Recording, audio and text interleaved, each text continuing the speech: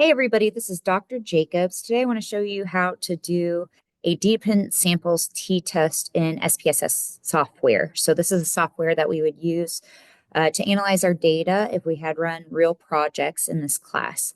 So when we do a dependent samples t-test, it uses a within group design, which means we test the same participants 2 times. So participant 1 will see before treatment had a score of 1, and then after treatment had a score of 0. So if we go to our variable view, we'll notice that we have some labels for each of the names. We have before underscore treatment, and then the next one we have after underscore treatment. Whenever you're putting things into SPSS, you can't have any spaces in the names of our variables. So if you want to get around that, you can put an underscore like I've done here, or you can just put before treatment without space, or you could just put before after. It's whatever you need to do so that you know what the variable was. So if you see here under measure, I have already done this because I already have this data set in here. But what you would do is identify the level of measurement. Remember, nominal, ordinal, and then scale is interval or ratio level of measurement. So in your stats class, that was a prereq to this class, you probably learned about the levels of measurement. It's actually really important that people understand the different levels of measurement because that determines what statistical analysis you're going to run. So both of these are scale for this one. So we go back to our data view. When we're doing a dependent samples t-test, we have to have something called difference scores. So in order to create the difference scores, which is just the difference between the before treatment and the after treatment score for each of our participants, you can go up to transform, compute variable. We'll say, let me erase this so I can show you from the beginning. We want to call it our difference score. So you'll type in the name. We were having before treatment, so we'll put before treatment minus the after results of the treatment. And then we'll click OK. And then we'll see here that our SPSS created another column for our difference scores.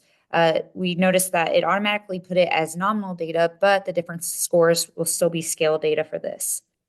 All right, so when we're back in our data view, we see our difference scores. So from your prereq stats class, hopefully your teacher taught you about something called assumptions. So whenever we're trying to test a research question, we answer that research question going through the hypothesis testing steps. One of those steps in the hypothesis testing steps are called the assumptions. Assumptions are just basically things that our data set need to meet in order for us to run certain statistical analyses. So some of those, hopefully this is a review, include things about the difference score. So for dependent samples t-test, our first assumption is that our dependent variable is on a scale, which means it's on ratio or interval level of measurement, which we meet. We also want our difference scores to be free of outliers. So outliers are just extreme scores. So to do that, we have our difference scores here.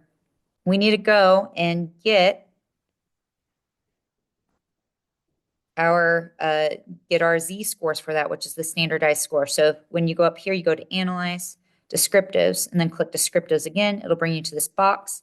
You're going to make sure to click this box that says Save Standardized Values as Variables. You're going to put your difference scores in there because our assumption for dependent samples t-test is about our difference scores. You'll click OK. And then when you go back to our data view here, you'll see that it has all of the difference scores or the different z-scores for our difference scores. Usually it wouldn't be in order like this. It's just like that because I created this data set. But you would want to sort ascending or descending.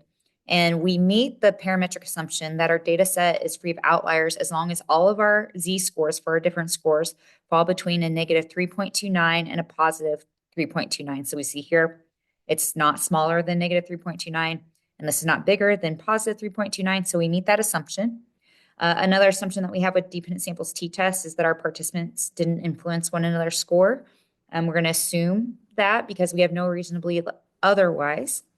And now another assumption that the dependent samples t-test has is that our difference scores are normally distributed. To check for normality, we're typically going to use the Shapiro-Wilk test for normality. So we're going to go to our descriptives, and then we're going to go to explore. We're going to put our difference score in our dependent list. We're going to click on plots. We're going to make sure this box where it says normality plots with test is endorsed. We're going to click continue. Okay. And then it's going to pop out our Shapiro-Wilk test for normality. So we know that we meet this assumption if this p-value, which is under sig dot, is 0.05 or bigger. We see here that it's 0.559. So we know that we meet that parametric assumption. Our last assumption for the dependent samples t-test is that we randomly selected our sample. We violated this because we're going to assume that this was just a convenient sample that we used. However, you can still do a dependent samples t-test anyway, as long as we don't try to generalize our results to an entire population. In other words, as long as we just talk about the results that we found within our sample and don't try to apply it or extend it outside of our sample, we're okay. So the next thing that we do is we're actually ready to go ahead and run our dependent samples t-test. So you're going to go up and click Analyze.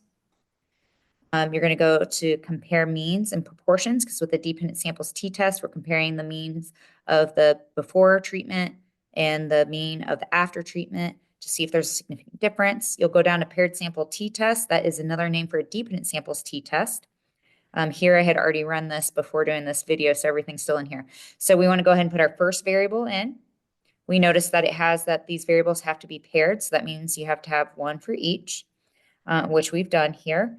We want to have that we're going to estimate our effect size, and we're going to click OK. When we do that, it gives us our results. And we see here that we have our paired samples t-test. Sorry, the light just went off in the room where I'm recording this for you all. So if we see here, we have our t-test statistic was 5.192. We have our degrees of freedom here. And we find that our results are significant at the point less than the 0.001, which means that's very much so statistically significant.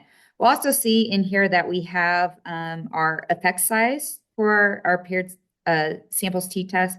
Here specifically, if we use Cohen's d, we'll see Cohen's d is here, and it goes to the point estimate. So our Cohen's d for this is going to be 1.566. If you're interested in the confidence intervals and reporting the confidence intervals for the results, you'd find that information right here where it says the 95th confidence interval of the different scores, and you'll find your lower limit and your upper limit. And that's all the information that you need in order to be able to write your results.